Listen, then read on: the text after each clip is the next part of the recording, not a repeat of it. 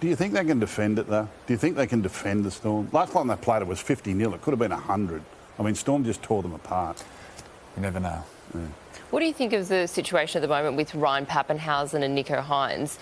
Do you think it's working using... I think Papenhuyzen looks down on confidence. And he was out for, 2 months or 3 months since Magic ran. He had those head knocks. He's had a history of those concussions. Hurt his knee a little bit. I just think he looks a little bit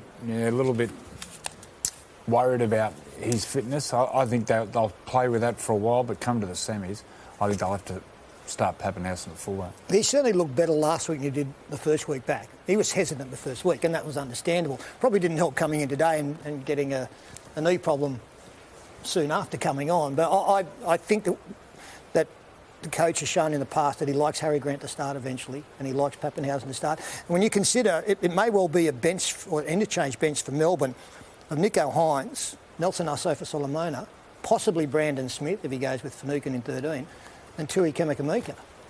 Some strike there. Yeah. I think Papenhuyzen's really off. I really do. I'm not, and I know he's had a bad knock. Do you think he's lightened up? Do you think he's lost some? He looks leaner. He looks withdrawn, and sometimes they can look a little bit skinny when they're like that, but he's not effervescent like he was. He wasn't aggressive like he was. He's not running the ball as hard. He's not putting himself into space. He's not pushing into holes where he was, he'd get the offload.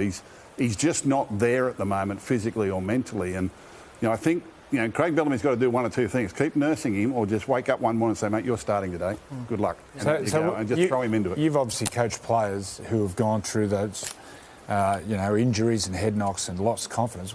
How would you treat them? How would you coach them? Oh, mate, I'm sure Melbourne Storm are doing everything for them. I'm sure that whatever sports psychology they need, whatever, assistance that they need, Melbourne Storm, there'll be none better at getting it right. But there is no doubt in my mind he is extremely tentative at the moment. He is a shadow of what he was earlier in the season before he got that knock.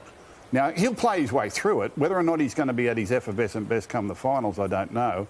And Bellamy's probably thinking, well, I've got time to do this because I've got Nico there doing the job.